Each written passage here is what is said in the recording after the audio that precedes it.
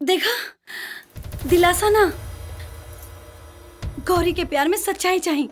और यू दिन उलवर लक्ष्मी का संगे चोंच से चोंच लड़ावत रहला, उका झूठ रहे। बात सच्चाई के करो तारू, झूठ के पीछे भागा तारू।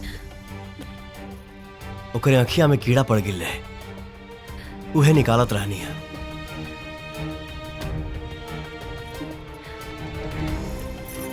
सॉरी। सॉरी का है? तू ऐसे ही करत रहा और हम मनावत रहे। एक दिन झगड़ा, एक दिन प्यार।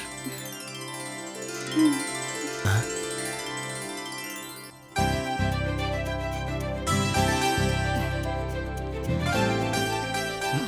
अरे माई, आप कौन पूजा पाठ का तैयारी होके लगल?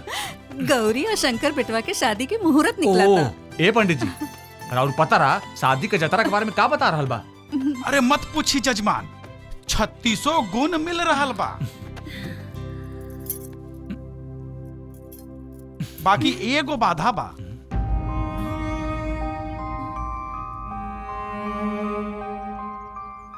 कैसन बाधा पंडित जी? जजमाइन, मंगल पर शनि मंडरा रहल बा।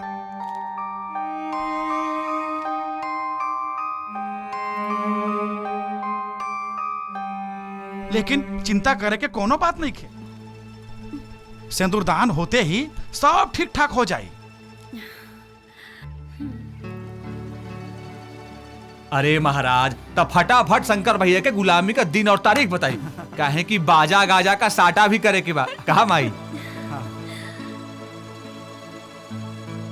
अरे ई देखिए जजमाइन, 3 के तिलक और 13 के बारात, सबसे बढ़िया मुहूर्त बा। अरे पगली सुन, मामी मामा के शादी की तारीख बता दी है।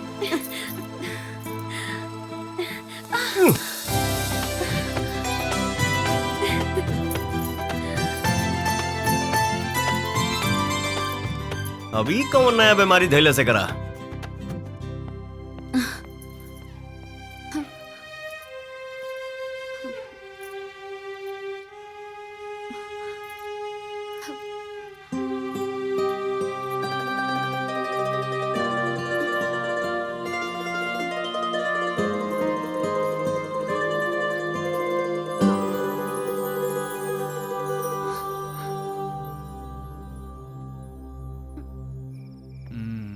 का हो, आज अकेले ही मिजाज बनाता?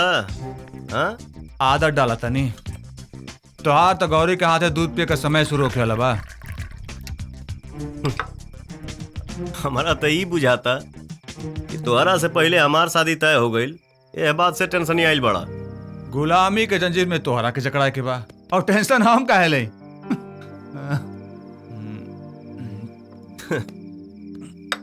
झूठ के सेहरा तोहरा चेहरा पर साफ साफ लौकता। सुना, पिंकी बहुत अच्छा लेकी भी है। दबंग स्टाइल में पटावा, मामला पट जाई।